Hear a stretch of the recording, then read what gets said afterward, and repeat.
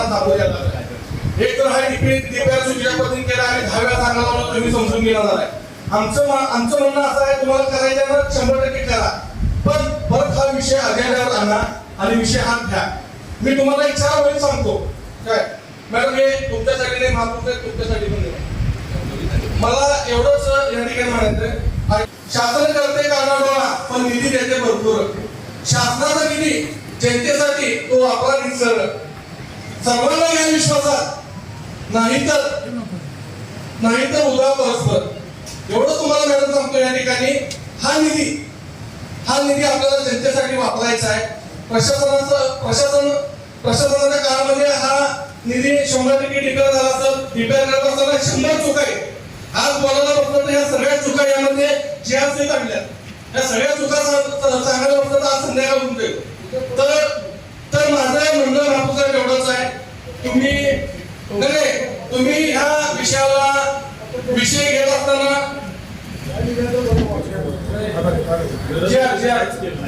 तुम्हाला देतो एखादा 100 कोटीपासून 1000 कोटीचा निधी जर काही असताना प्रशासनानं कसं काम केलं पाहिजे, कशा पद्धतीने काम केलं पाहिजे आणि तो जनतेसाठी कसा खर्च केला पाहिजे. 2019चा चेहरा मी तो चेहरा तुम्हाला देतो. आणि ही सभा पूर्णपणे बघितला असता तर पूर्ण चेष्टेत खेळीमेळी चालल्या. महापालिकेचा एवढा मोठा गांभीर्याचा विषय, जवळजवळ मी तुम्हाला सांगतो 750 ते 500 कोटीचा हा विषय, कुणाला गांभीर्य नाही. आणि जी कंपनी प्रारंभ आली ती कंपनीनं विकास कशी केली, काय केली याबद्दल काही सुद्धा खुलासा आपण देऊ शकत नाही. तुम्ही सांगायला आम्ही ऐकायला लागलोय पाणी जाते म्हणलं तर आम्ही म्हणायचं पाणी जाते का, ते प्रारंभ केले तर हे कुठं तरी थांबलं पाहिजे. आणि हा विषय आहे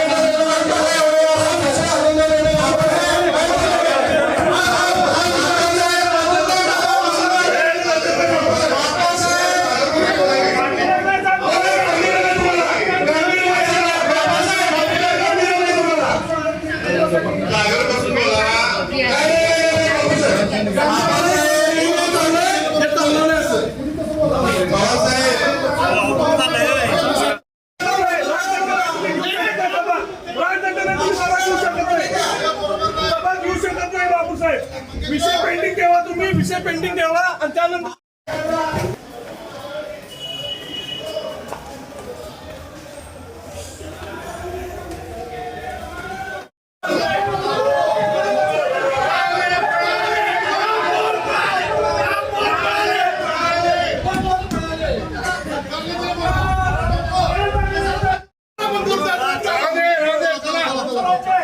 तुम्ही काय करतात चला झालं का म्हणतो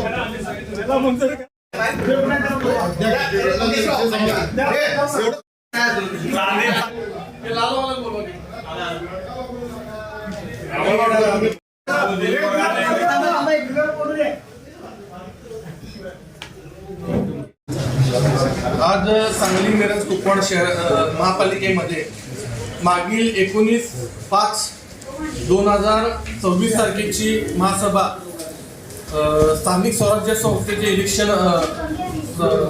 इलेक्शनमुळे तहकूब करण्यात आली होती. ही सभा आज घेण्यात आली. ह्या सभेमध्ये बरेच विषय अजेंड्यावर होते. काही विषय जागतिक बँकेच्या निधी संदर्भातले विषय होते. ह्या विषयावर चर्चा होत असताना आमच्या काँग्रेसच्या सर्व नगरसेवकांचं म्हणणं असं होतं की बाबा चर्चा होत आहे तर सिरियसली कुठं तर चर्चा झाली पाहिजे, प्रत्येक विषयावर चर्चा झाली पाहिजे. प्रशासनाच्या काळामध्ये केलेला डीपीआर आहे तर हा डीपीआर अनेकदा जनतेसमोर आणून सगळ्या नगरसेवकांना विश्वासात घेऊन अनेकदा विषय हा अजेंड्यावर घ्यावा आणि मग हा विषय मंजूर करावा अशी काँग्रेस पक्षाची मागणी होती. तर एका बाजूला सिरियस चर्चा होत असताना दुसऱ्या बाजूला भाजपचे सर्व नगरसेवक चेष्टा करताना दिसत होते. त्यामध्ये महापौर वगैरे उपमहापौर सगळे चेष्टा करत होते. तर ही चेष्टा कुठं तर थांबावी, कुठं तर सभागृहाचा अपमान होत होता. हे आमच्या लक्षात आल्यानंतर आम्ही राजदंड घेऊन आम्ही आमच्या दालनामध्ये आलो आहे. तर आणि दुसरी बाब सांगायची झाली तर डायसवरनं खाली उतरून उपमहापौरांनी पण सांगितलं हा विषय गांभीर्याने घेणं गरजेचं आहे आणि येणाऱ्या महासभेवर अजेंड्यावर विषय घेऊन हा परत विचारासाठी विषय समोर आणावा अशी उपमहापौरांची पण मागणी होती. तर ह्याला कुठं तर दुर्लक्ष ठेवून दाबून आणि रेटून नेण्याचा प्रयत्न या सत्ताधाऱ्यांचा होता. तो आज या ठिकाणी आम्ही हाणून पाडला आहे. पण बाकीचे विषय ते मंजूर ज्यावेळी सभागृहामध्ये नसल किंवा डायसवर नसल तर कुठले सुद्धा महापौरांनी दिलेले आदेश किंवा रोलिंग हे मान्य केले जात नाही आणि राजदंड डायसवर असणं आवश्यक आहे. आणि दुसरा विषय, कुठल्याही प्रकारचं डायसवर बसले त्यावेळी कुठले सुद्धा विषय मंजुरीचे रोलिंग महापौरांनी दिले नाही, त्यामुळे आत्ताचे विषय मंजूर होऊ शकत नाहीत. तर ह्याला कायदेशीर बाब आहे आणि जर का रेटून तिने जर का ठराव लिहायचा प्रयत्न केला तर आम्ही सर्वजण कोर्टामध्ये जाऊ आणि यांना उत्तर देऊ.